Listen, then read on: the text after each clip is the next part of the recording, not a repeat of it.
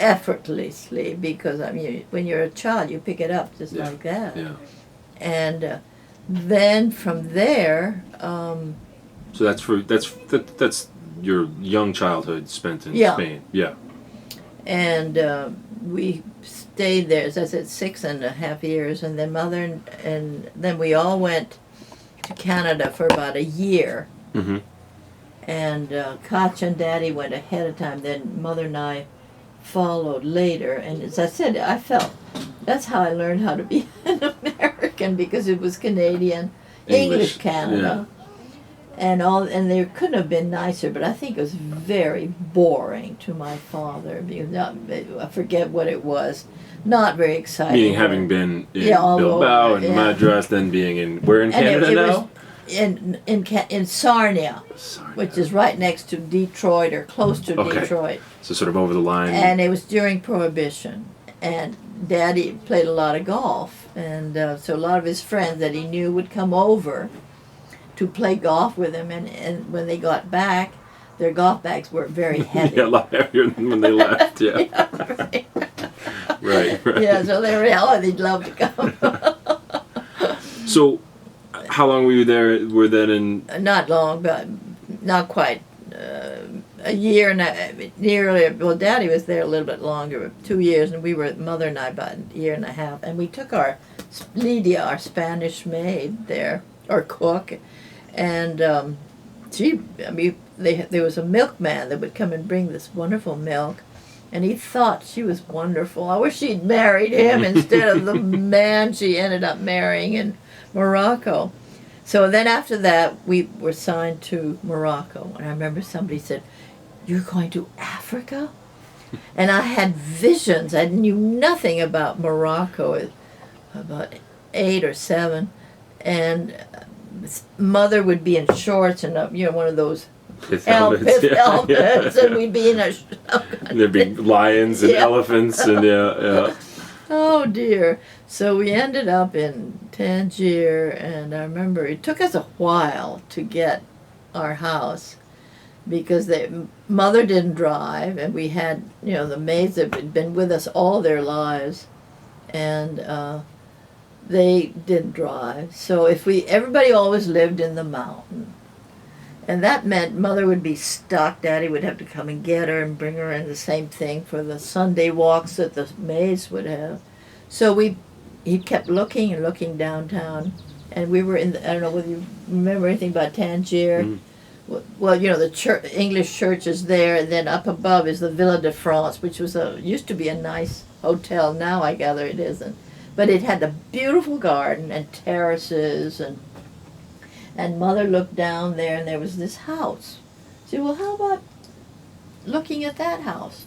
So Daddy, I guess, checked, and that's where we moved in. And we lived there the whole time until we moved, and then they moved into the apartment. And so how long would that have been like? For me, it was about 7 years. 7 years. So is that where you think of when you think of home? Is that it was? Is that absolutely. where you, like, if you say home, is that what you think? It was a wonderful home. No. I mean, when you live in a place where you can go in the morning, you can walk to the beach. It was a little walk, but we did do it.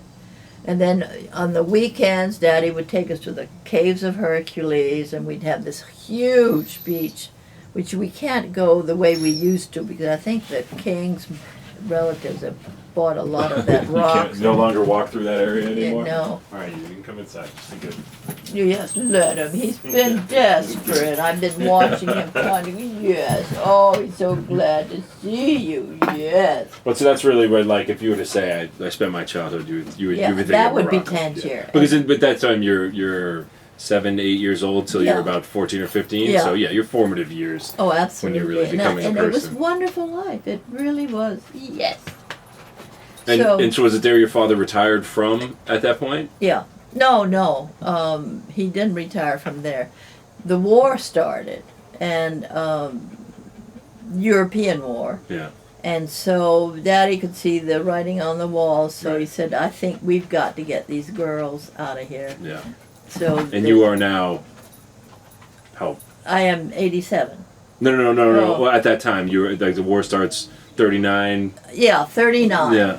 And And there's a picture of us getting on like a freighter that was going, and Katya and I are on the ship. They're looking at Tangier the last time, and we really loved it. You're leaving We your just had home. a wonderful life, and had so many friends and everything, not knowing what we were going to do, and so that's when we came here.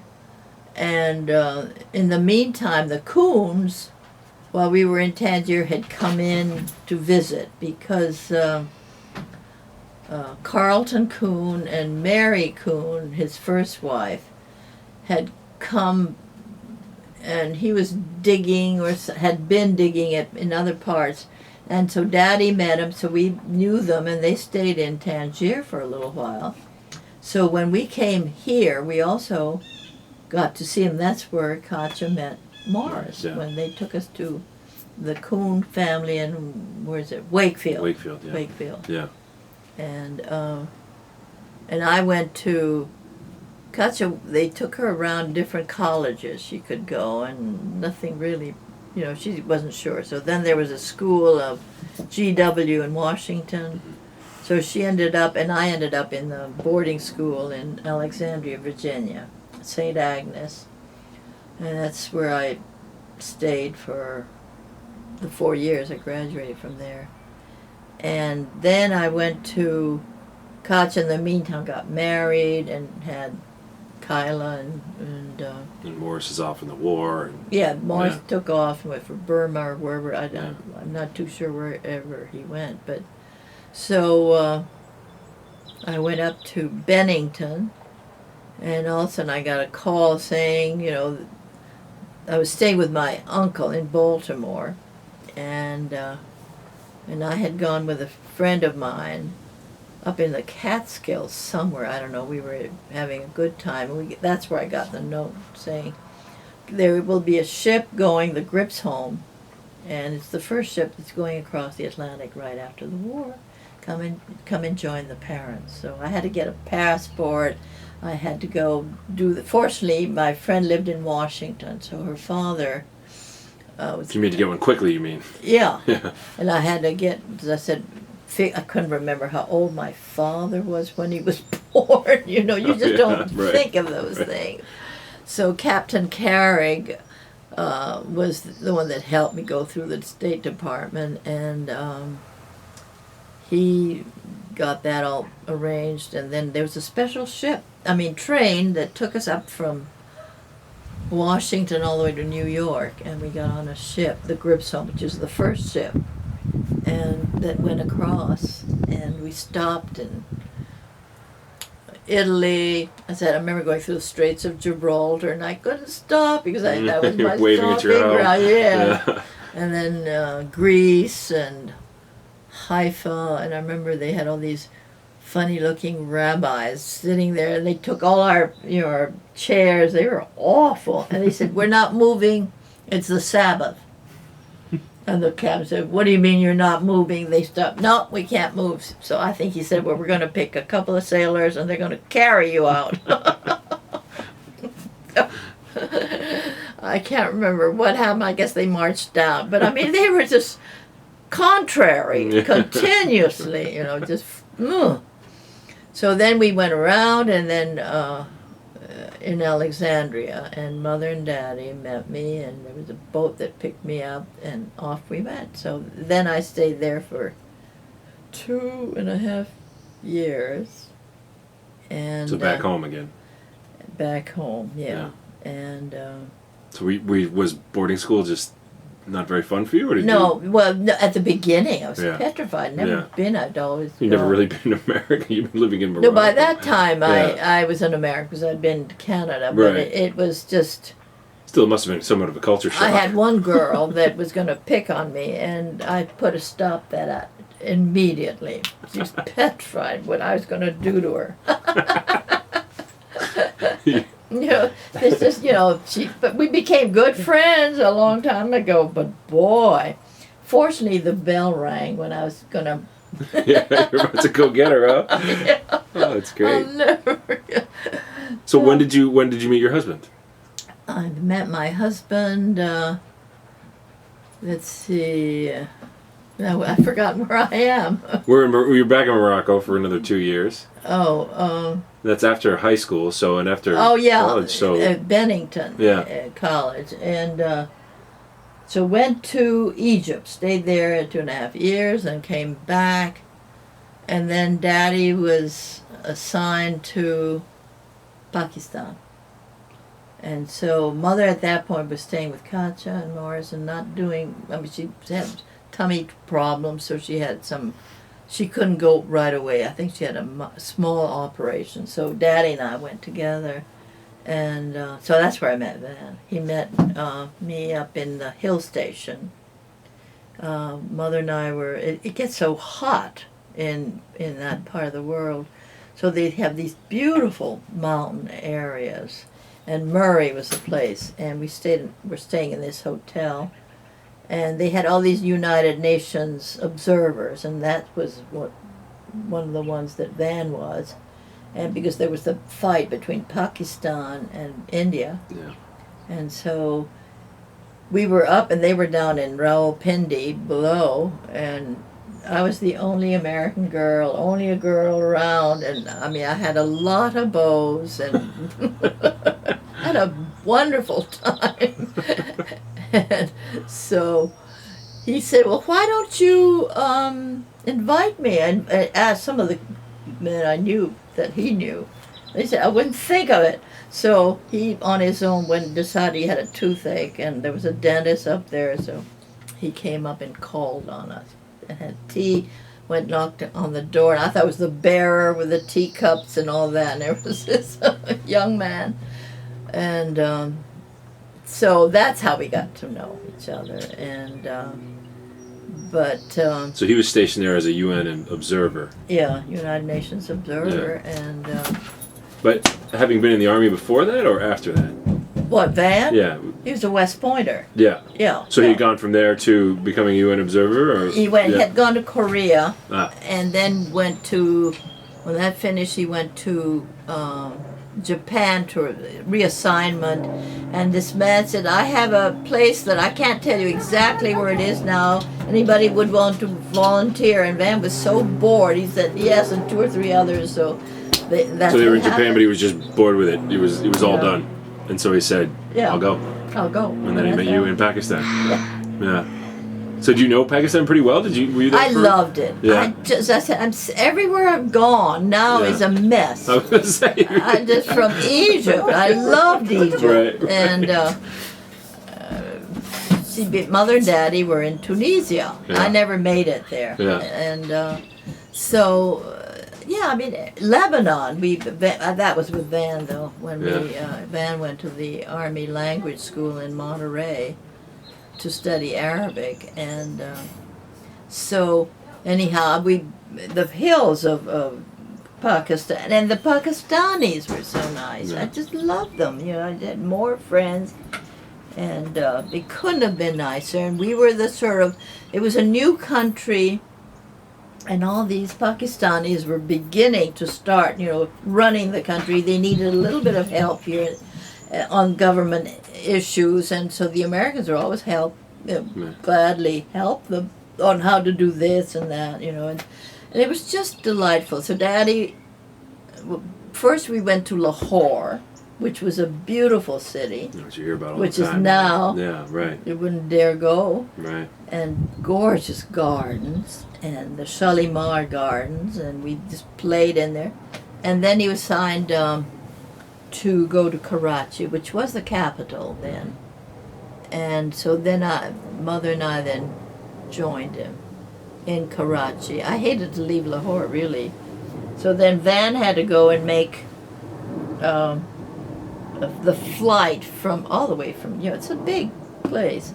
And I had another beau, and unfortunately they met together to meet me.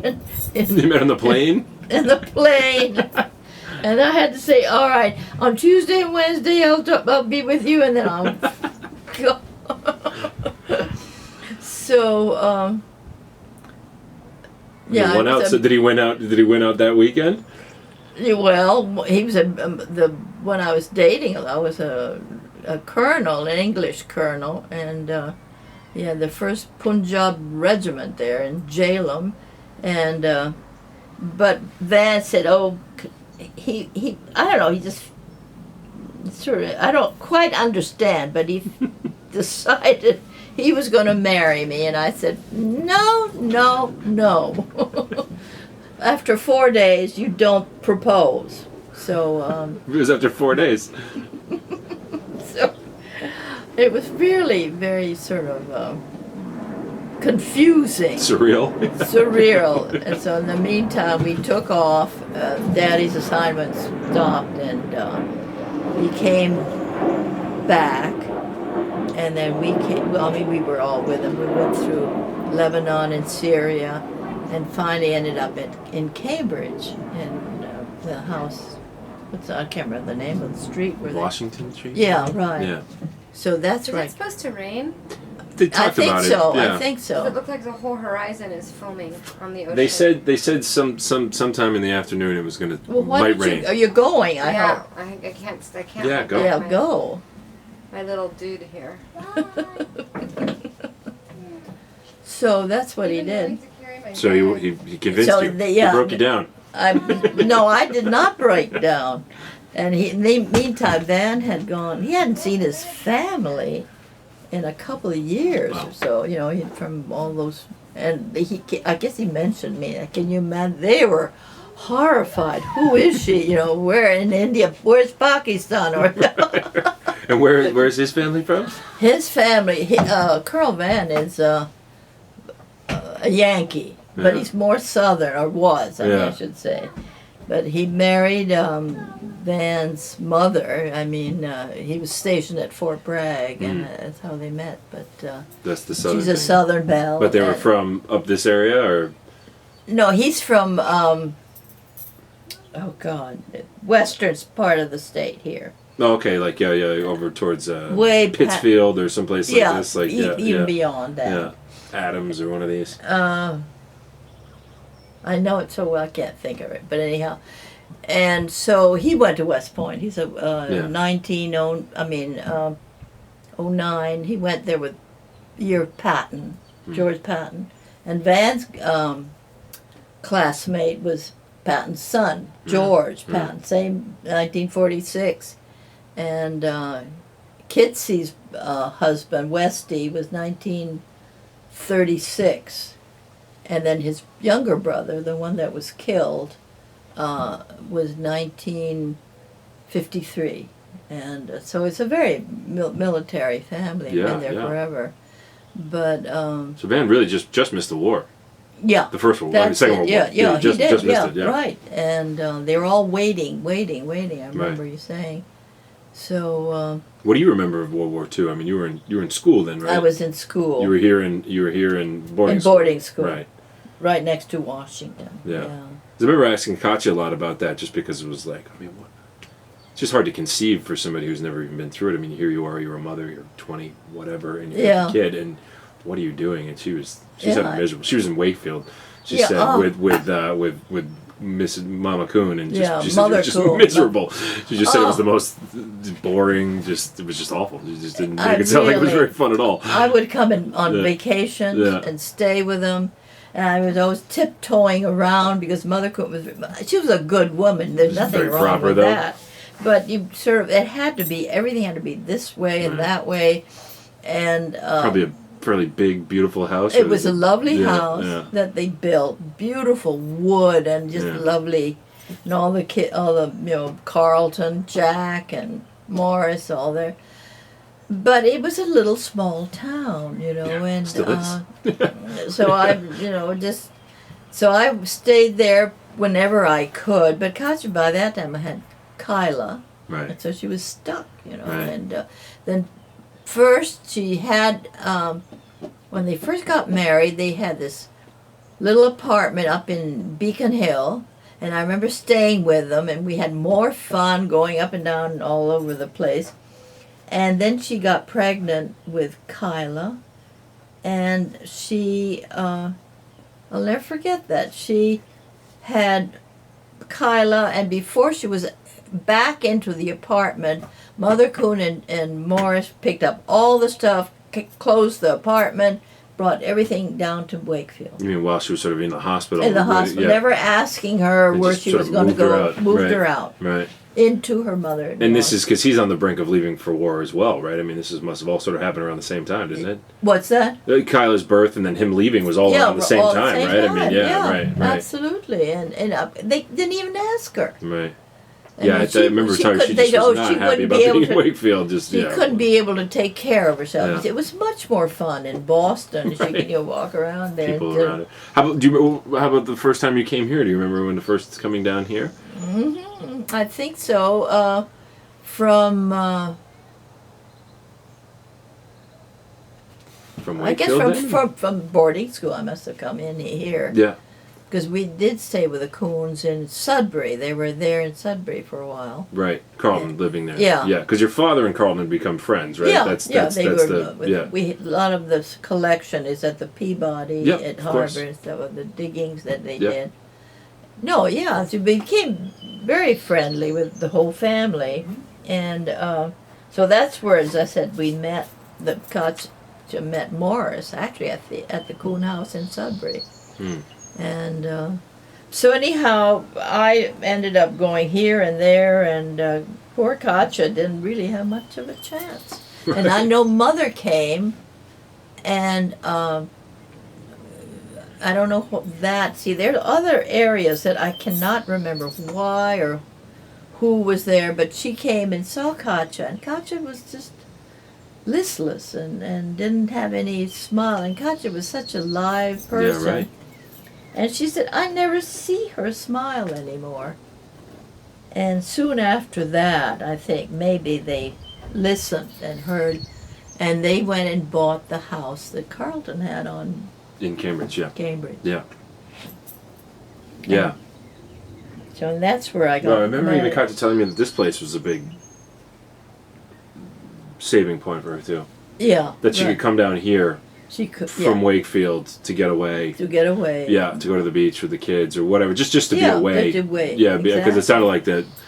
And then Under Mother the thumb Coon of would Mother bring- Coon was pretty intense. And she would bring, just baskets and baskets of food, and always the same thing: a ham this big. Each every weekend. And what do you do with all this food? A lot of ham.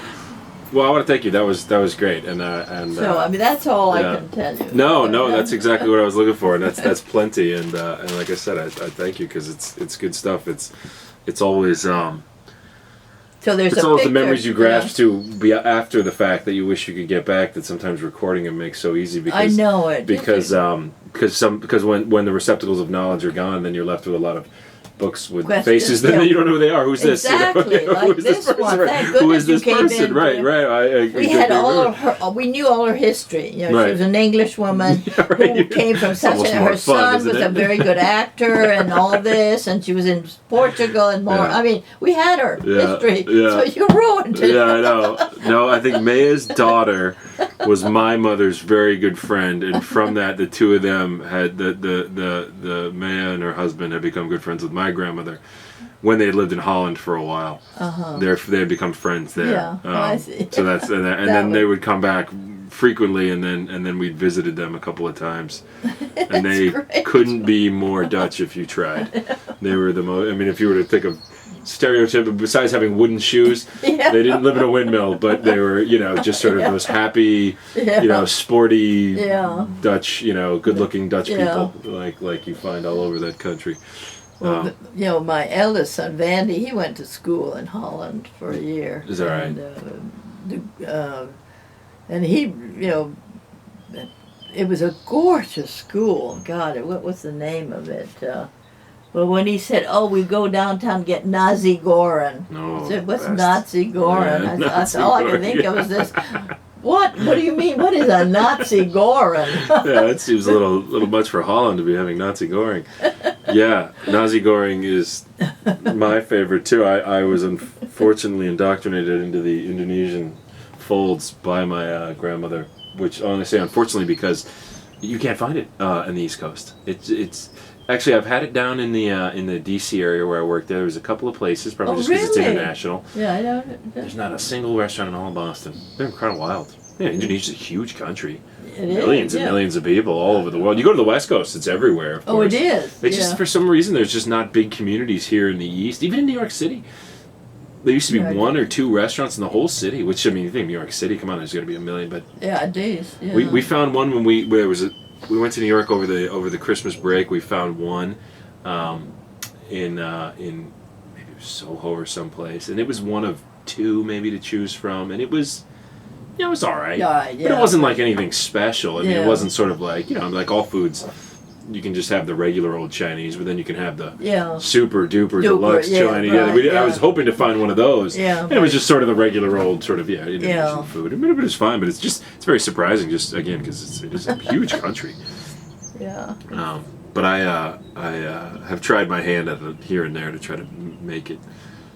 Which is about the only alternative I have here in Boston. The other thing you don't find anymore, maybe it's too expensive or too complicated, are smorgasbords. Yeah. I haven't I really seen remember one. there used to be a couple around when I was younger, and now they're gone. There was one in just too Washington we used to go to, or maybe people don't know how to. There's a system that you go do, and but I haven't seen it. I would think they have the Chinese to have that. Right, the buffet. I mean, it's the really buffet. just. It was probably just supplanted by the buffet. Probably. But a smorgasbord is different, though, right? I mean, it is more of a. Yeah, there's certain foods. Yeah, right. I mean, definitely, that's traditionally German food, not buffet can just be a lot of food that you just pick from. We used to sit going into the, as I said, on the Rexhame, being Swedish. It's a Swedish really thing. It's not a German Is that right? thing.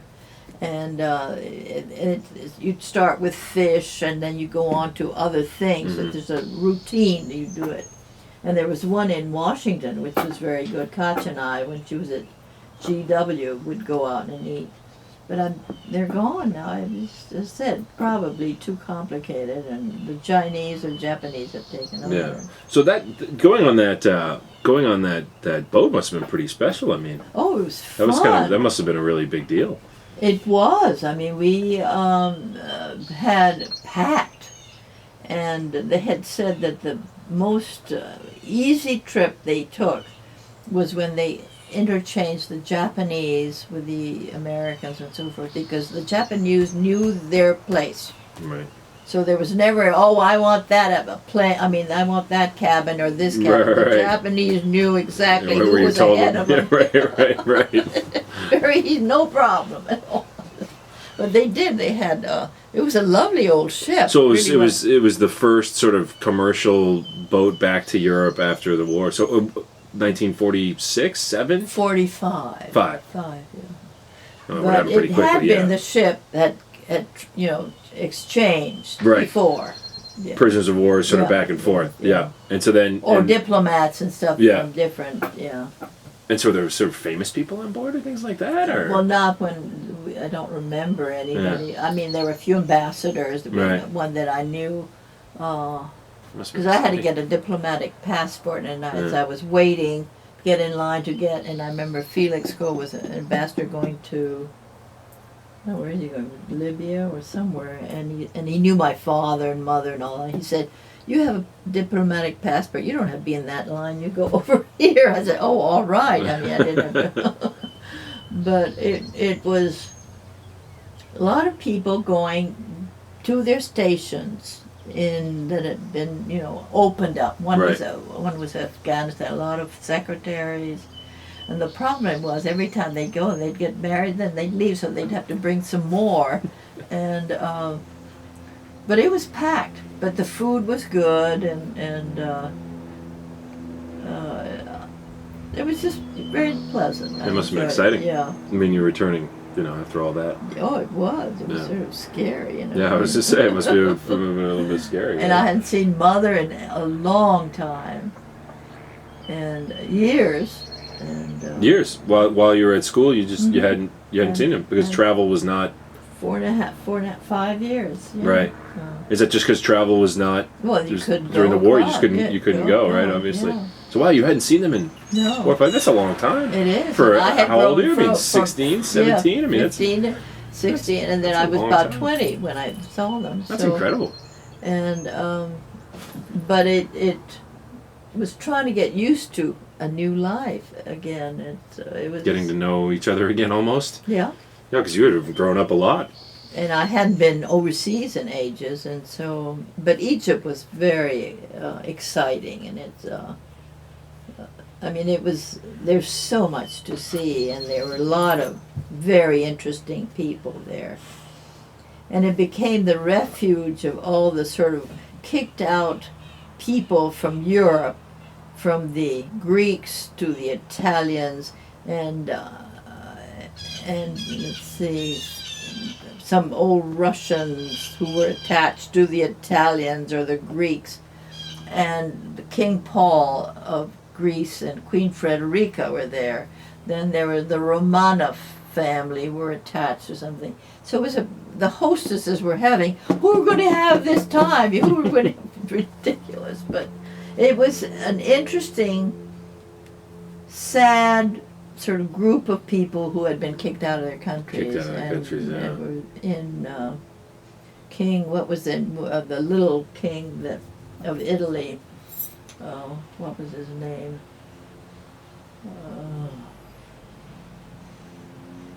And we went to his granddaughter's wedding, and Calvi's, and Victor Emmanuel, that was it. And he was so tiny, he had a big head, and so, I think he was in his 90s. And that was another family. It was just, then the British were there in full regalia, and it was just sort of continuous new group coming. Oh, King Zog of Albania, who was married to an American, very nice gal. Another one who had lost his country. I mean, it was. I know, it's just sort of. Well, it was funny from the later books. There's the pictures of the beach still continue, but then there's more pictures of parties, and endless parties, and looks like lots of fun and lots of costume parties and lots of dress up parties. They used to and have just a lot of them. tons yeah. of pictures of Yeah. what looked like a lot of fun parties, like with just and lots of them. I mean, A lot of them were charities too. Right. And so they'd have those. And, Right. Yeah, but there is a whole sort of section of pictures that is just really sort of photographs of people right. at parties. You know, the sort of room photographs of Yeah. everybody at a party, and Right. and again, usually sort of dressed, you know, either nice or funnily, or in some sort of costume. No, it's sort of, I can say I've had an interesting life, and I'd say so. I'd say so so. Well, for 87 years, you don't. Well, you don't look it. Well, you're very kind, No, but I I've feel made at times. Oh, look at that! It is. It's coming. getting- Oh, it's coming. Yeah, it's coming. I think it's coming this way, sort of moving this way across I us. just see something. Looks like it's floating in the water, but it's Just the moved ocean it.